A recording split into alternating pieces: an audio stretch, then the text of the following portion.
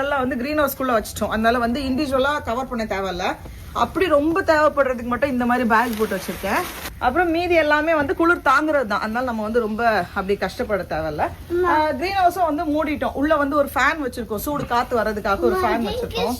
காட்டுட்டா. இதுக்குள்ள வந்து செடி எல்லாம் வச்சுட்டு அப்படி இதுல வந்து இதுதான் வந்து ஹீட்டர். இதுல இருந்து அப்படி சூடு காத்து வந்துட்டே இருக்கும். அதனால உள்ள இருக்கிற செடிகளுக்கு வந்து ஓகேவா இருக்கும். நான் மூடிடுறேன் உடனே. அப்ப இவ்வளவுதான் நம்ம வந்து மெஷர் பண்ணிக்கலாம் எவ்வளவு பெஞ்சிருக்குன்னு. டக்குன்னு உட்கார்ட்டா. அதெல்லாம் தேவையில்லாத வேலை. காது தெரிக்கும் நினைச்சேன். இந்தா ஸ்னோமேனுக்கு ஹெட் வச்சுக்க. இது வந்து மழை எவ்வளவு பெஞ்சிருக்கு அப்படின்னு சொல்லி பாக்குறதுக்கு வச்சிருப்போம்ல.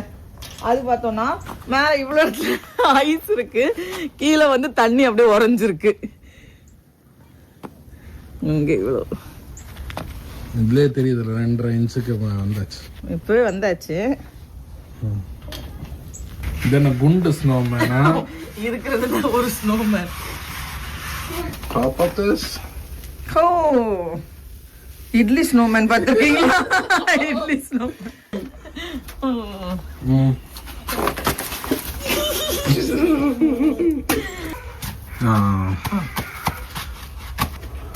அவனுக்கு ஹெட்.